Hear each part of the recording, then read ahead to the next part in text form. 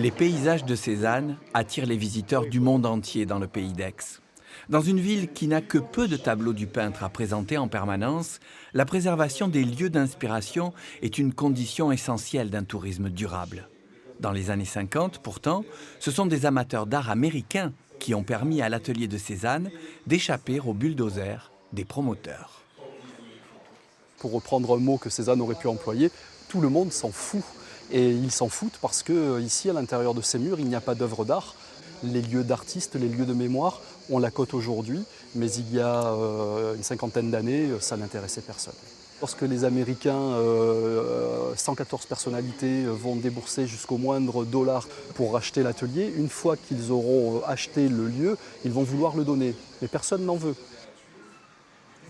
En 1989, le motif de Cézanne part en fumée et là c'est la catastrophe. Enfin, les Aixois, les Provençaux, tous ceux pour qui ce rocher qui est planté dans le paysage aixois est un phare qui éclaire la Provence, eh bien, part en fumée et là il faut absolument réagir. Et très vite, Denis Coutagne, qui est alors le conservateur du musée Granet, va organiser avec de nombreuses complicités une exposition présentant une quarantaine de scènes victoires au musée Granet. Et là, effectivement, on a bien compris l'enjeu que représentait Cézanne à Aix et tout autour en Provence. Et nous, avec Philippe Cézanne, on a créé dans cette lancée-là ce qui s'appelle la Société Cézanne, qui a mobilisé aussi tous les Cézanniens de la planète pour cela.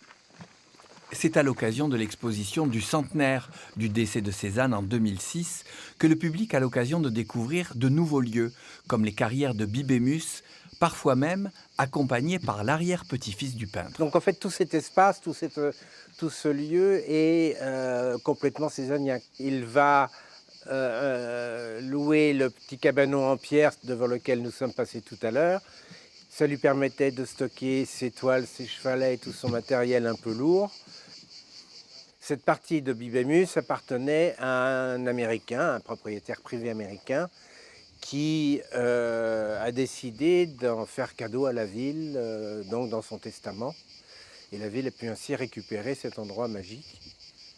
En 1998, c'est la mobilisation d'associations aixoises, relayée par la mairie, qui fait modifier les plans d'un lotissement pour préserver ce que l'on appelle désormais le terrain des peintres. On est sur le lieu où Cézanne a peint les dernières Saintes Victoires de sa vie, qui sont les grandes Saintes Victoires absolument connues au Métropolitane, à Moscou, à Bâle, à Philadelphie. Donc des Saintes Victoires qui sont maintenant dans le monde entier, d'où cette idée d'avoir fait cette espèce d'esplanade où les Saintes Victoires nous renvoient ailleurs. Cézanne n'étant pas, j'allais dire, vissé sur ce lieu à partir du moment où il a peint la Sainte Victoire. Ceci étant, on a l'original. Cézanne a inventé le paysage, nous a appris à le voir, et j'allais dire, nous nous devons de sauver quelque chose de la terre qu'il nous a appris à voir et à construire. Petit, Philippe Cézanne n'a pas pu voir la Bastide de Jas de Bouffan, qui n'était plus dans la famille. Mais depuis l'ouverture au public, il est dans l'équipe qui s'occupe de son devenir. Cet endroit, ce grand salon, qui est un salon très simple, si vous regardez le plancher, c'est pas un plancher d'apparat. Cézanne s'en est servi pendant 10 ans comme atelier finalement. En fait, c'était ses débuts de peintre ici. C'est donc un lieu très important et très émouvant, où l'on remettrait sur les murs in situ des reproductions à taille réelle de tout ce qu'il avait peint, donc ça donnerait une ambiance étonnante. Quelques meubles, quelques vitrines avec des documents, et on retrouverait cette émotion que l'on peut ressentir quand on visite l'atelier. Nous sommes sur la colline qu'on appelle la Constance-Valcro, qui va être l'objet d'un développement urbain. Il est d'ores et déjà prévu qu'ici où nous sommes, il y aura un cône d'ouverture qui permettra de préserver la montagne, la vue sur la montagne, dans ce sens-là qui va vers Sainte-Victoire et dans un autre sens qui va vers le Pilon du Roi. Et puis il y a un autre endroit sur cette colline qui sera plus vaste et sur lequel un projet encore plus grand pourra être développé pour préserver les sites cézanniens. On pourra dire que Aix-en-Provence a su à un moment donné vraiment sauvegarder l'essentiel des sites cézanniens avant que ce soit trop défiguré.